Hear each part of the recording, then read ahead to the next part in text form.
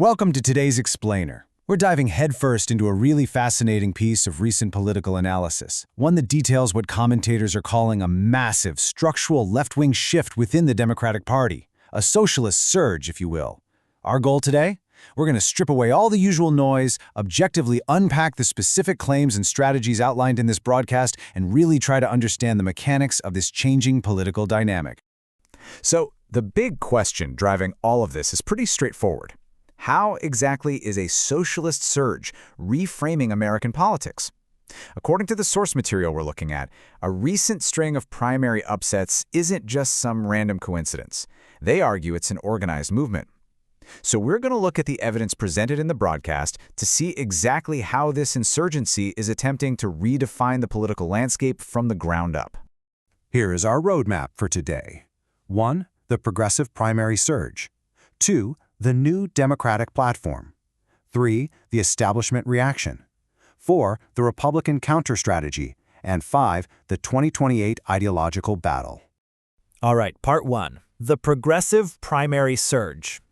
Now take a look at the number 29. The broadcast zeroes in on a major race in Colorado, where Diana DeGette, who was a staggering 29-year incumbent, was actually unseated by a 29-year-old challenger. It's a pretty wild contrast, right? And it perfectly encapsulates the broadcast's overarching narrative here, an old guard being abruptly pushed out by a deeply energized youth movement. And that Colorado upset, it definitely wasn't an isolated incident. The broadcast emphasizes this idea of a red tide of socialism, moving way beyond what a lot of establishment analysts hoped was just a quirky, New York-only phenomenon. Look at the lineup here. We've got Melit Kiros in Colorado, a PhD student, part-time barista, and military hero who completely outmaneuvered an incumbent with vastly more funding. Then in New York, 2 incumbent Democrats get knocked off by Democratic Socialists. And over in Wisconsin, an upstart named Francesca Hong ran for governor with literally zero real political experience. The commentators argue this pattern proves these candidates genuinely believe this is their political moment. To kind of put all this into perspective, conservative commentator Laura Ingraham maps out a really compelling historical timeline.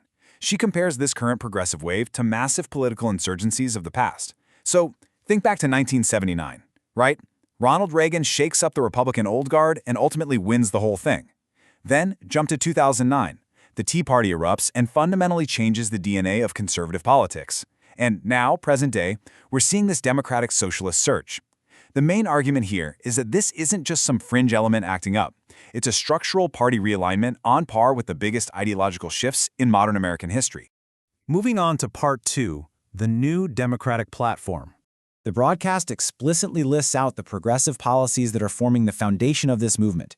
And we are looking at some pretty aggressive economic demands here. Medicare for all, universal health care, universal child care, raising the minimum wage. But, it goes way beyond just economics. It includes firm structural and foreign policy stances too, like abolishing ICE, completely rejecting corporate PAC money, and demanding an immediate end to the war in Gaza.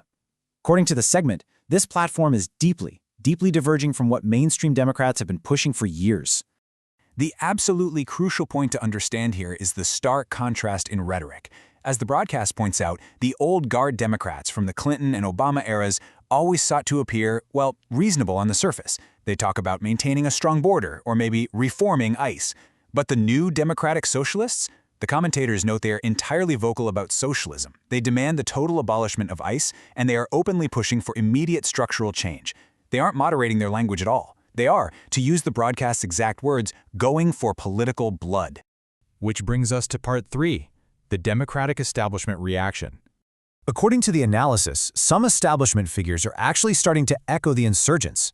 The commentators highlighted this quote from Senator Chris Murphy of Connecticut, who acknowledged the energy of the far left by stating, "Capitalism really hasn't worked in many ways for many people." The broadcast uses this specific quote to suggest that traditional Democrats are beginning to concede ideological ground, basically acknowledging the deep economic grievances that are fueling these progressive primary wins. However, the conservative commentators on the broadcast interpret this establishment reaction as a sign of deep underlying anxiety. They describe mainstream Democrats as whistling past the graveyard. See, while establishment figures claim they are simply a big tent party embracing diverse views, the broadcast argues they are secretly terrified. The commentators suggest the establishment knows their old ideas have failed, they have no new solutions for the American people, and they're essentially powerless to stop the momentum of the socialists who claim they do have the answers. For those of us tracking party cohesion, this internal rift is the real metric you want to watch. Let's shift gears to Part 4, the Republican counter-strategy. The broadcast features Senator J.D. Vance, who offers a highly intense framing of this new platform specifically aimed at conservative voters. Vance pulls no punches. He defines the movement not merely as socialism, but as communism. He asserts that the true aim of these candidates is to dismantle America, abolish the police, and confiscate wealth. And maybe most notably, he argues this is driven not by a desire to improve people's lives, but purely out of resentment. To give you his exact words from the broadcast, Vance states, "This is not raising taxes a little bit. This is abolishing the police. And importantly, it's confiscating wealth not because we want to make anybody's life better, but purely out of resentment." This really captures the raw emotion and the severity of the warning being broadcasted to conservative voters right now.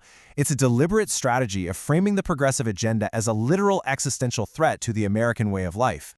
To combat this, the commentators outline a very specific three-step counter-strategy for Republicans. Step 1. Nationalize the election. Basically make every local race about this broader socialist agenda to frighten moderate voters in swing districts. Step 2. Focus on education renewal and school choice. Laura Ingraham argues that an embedded anti-Americanism has been inculcated in public schools, so Republicans absolutely must fight to revamp education. And Step 3, relentlessly highlight the basics, standard of living, public safety, and border security, arguing that the progressive agenda directly threatens these everyday common-sense needs. Finally, Part 5, the 2028 ideological battle.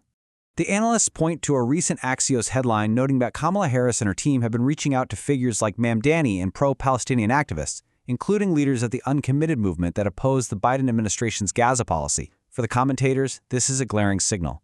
It tells them that even the highest levels of the current Democratic leadership feel compelled to court the far left just to survive, pulling the party's center of gravity even further left as they gear up for 2028.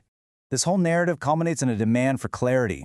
Laura Ingraham actually issues a direct challenge to the Democratic Party, saying, "Nominate AOC in 2028 and let's have this argument once and for all.